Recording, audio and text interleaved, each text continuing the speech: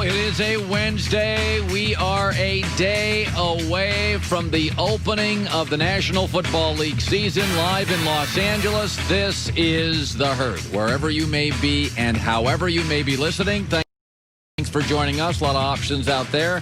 Fox Sports Radio and FS1. Mark Schlereth today stops by. Rick Bucher, Nick Wright, Jonathan Bilma, former NFL great, now Fox NFL guy. Great to have him in the family. And Joy Taylor is joining me this morning. So it's starting to clear out. The teams we thought would win are starting to kind of win. It's clearing out here, Joy. It's a great day, Colin.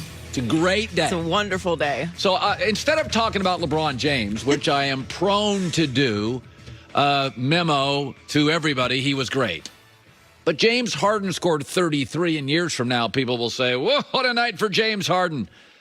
James Harden in the fourth quarter, in the biggest game of the year for the Rockets, took 3 meaningful shots. I could spend the next 10 minutes talking LeBron, but he delivers. Although he doesn't always play great, he is always engaged. How many series, how many possessions, how many big playoff spots does James Harden have to check out before those who cling to him finally acknowledge he's not close to LeBron? He's not the late Kobe. He's not Kawhi. I mean, Giannis, face of the league. I'm over it. Harden, greatest scorer ever. And Westbrook, MVP. Whatevs. Once again, fourth quarter, 82-all, season on the line. Take a lead on the Lakers. 3 meaningful shots for James Harden. Folks, some guys are built for it. Some guys are not. LeBron was engaged, assists, points, blocks, leading, yelling, chirping. He never stops talking. LeBron's all over the floor. Harden, you can tell, gets passive. Yeah, Kawhi checks out occasionally on a Tuesday night in Memphis. But you got to say this for Kawhi Leonard. Spurs, Raptors, and Clippers. When you need him late, nobody like him to get a bucket and get a stop other than LeBron James. The NBA has never been about stats. If it were, Joy and I would talk about Karl Malone all the time. But we talk about LeBron and Magic and Bird and Michael Jordan. It's about moments. It's not about points. It's not about points. And James Harden had 33 last night. Congratulations. But if you watch the games and you watch the fourth quarter and you're waiting for the big star to take over,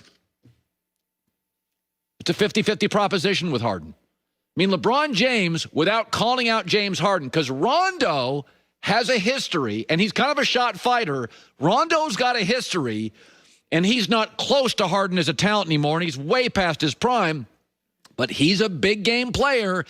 LeBron kind of hinting at what we all know to be true this morning about those big moments and how some guys just not built for them. We don't know how many opportunities we're going to get at this level. Some people are built for this moment, and some people are not. And I just think that when you've been in the process and you've been building your mind and your body and your soul for the postseason, no matter the circumstances, no matter the environment, then you're able to rise.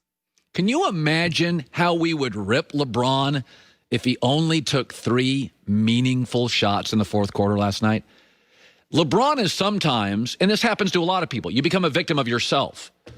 His standards are so high that I haven't, but people will rip LeBron for making a brilliant pass to a wide open shooter in a big spot, for not taking a bad shot.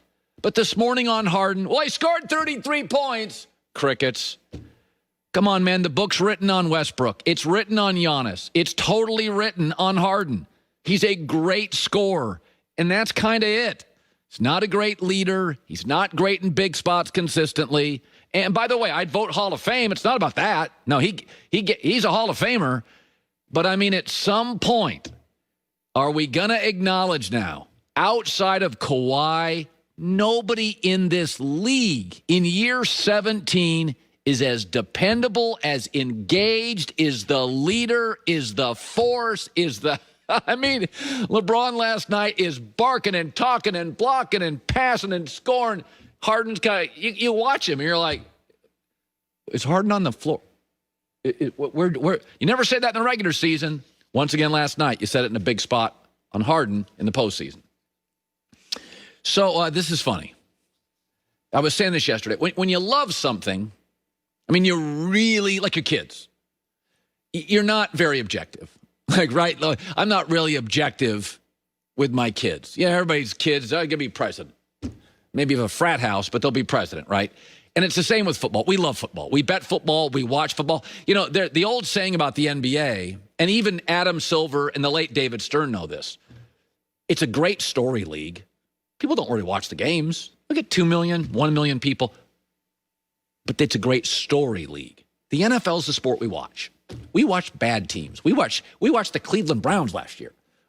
We watch bad. We don't watch bad NBA basketball. We watch bad NFL football. We bet bad NFL football. And so we're so passionate about it that when you make an obvious comment, people get mad at you. People get all fired up. Nobody is objective about it. So this morning, Pro Football Focus says Dak Prescott is a legitimate MVP candidate. Fox Bet has Dak Prescott as an MVP frontrunner over Deshaun Watson, Drew Brees, Carson Wentz, Aaron Rodgers, and Tom Brady. Daniel Jeremiah, one of the smartest guys in the country talking football, former scout, says, my predictions for the season, Dak Prescott MVP. I'm like, wait. He's got an aging offensive line. They lost a Hall of Fame center. Zeke's slightly slower every year. New coach, new system, and Dallas has struggled last several years to beat really, really good teams. I said yesterday I had my top 10, and I didn't have Dallas in it. In fact, I don't have Dallas 11, 12, or 13. People went nuts. So I thought this morning, I'm just going to offer 5, I think these are completely obvious NFL takes for the season starting tomorrow. These are obvious. These aren't even contrarian. These aren't takes. So number 1, the Raiders will be bad again because they were horrible last year. They couldn't score past week 12. They got blown out 6 times by 18 points or more. And with no preseason and OTAs, how have they sandpapered what was a mess last year? All right, their division's great. Number 2, the Patriots will have their worst year in 2 decades. 8 players opted out, lost several key free agents, the greatest quarterback left of all time, the best offensive line coach retired, and the division's better. Isn't this obvious? Number 3, Joe Burrow's going to struggle. He's going to get mauled. He's not going to win 5 games. The division's better. The defenses in Pittsburgh, Cleveland up front, and Baltimore are scary. Burrow didn't have a preseason. He is going to look awful in most weeks. He's going to be completely, utterly overwhelmed. Number 4, the Ravens can go undefeated. Have you looked at the schedule? They almost never travel